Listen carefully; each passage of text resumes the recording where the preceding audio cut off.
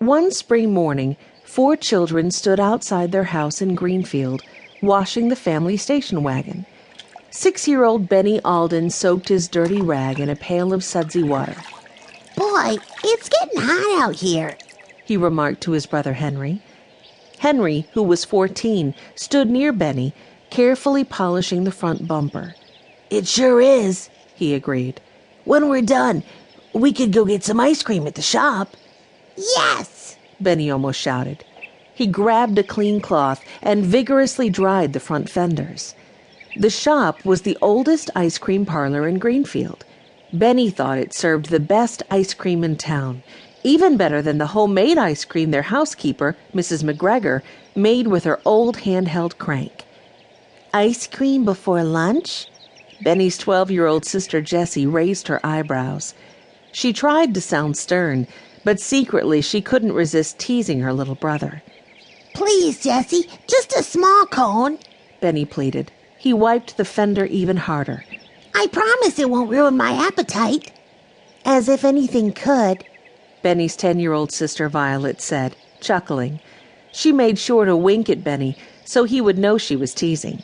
Violet never wanted to hurt anybody's feelings. "Why don't we just have our whole lunch at the parlor?" Jessie suggested. "I think they're still serving tuna and grilled cheese sandwiches." Jessie always had practical suggestions. "Yes, I'm sure they are," Henry agreed. "I've never known the shop's menu to change." "Grandfather says the menu is the same as when he was little," Benny pointed out.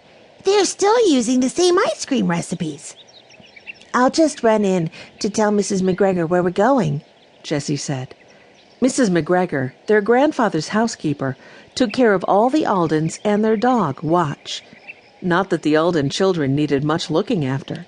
After their parents died, Henry, Jessie, Violet, and Benny had lived all by themselves in an abandoned boxcar in the woods.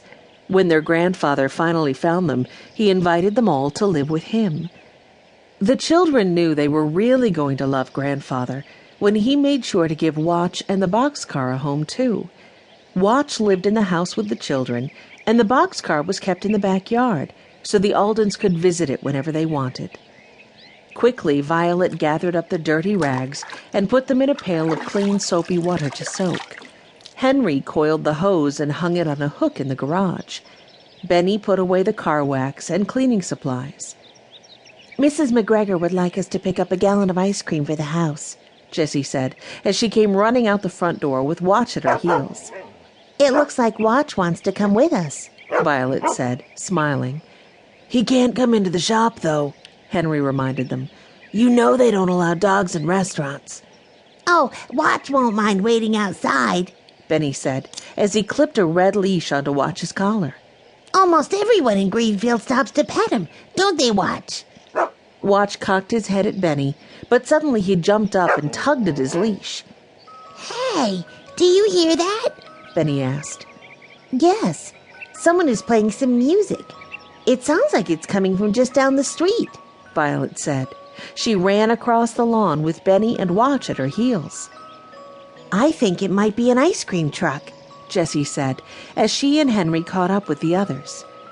Down the street, the children could see a bright pink truck with a large green and white striped canopy over it. A loud melody sounded from the truck's speakers. White and green balloons were tied to its back fenders. "I've never seen an ice cream truck like that," Benny said. His big eyes grew even rounder. Already a line of children had begun to form by the truck. "Saunders Ice Cream Treats." Violet read the green lettering painted on one side of the truck. "Look at their flavors.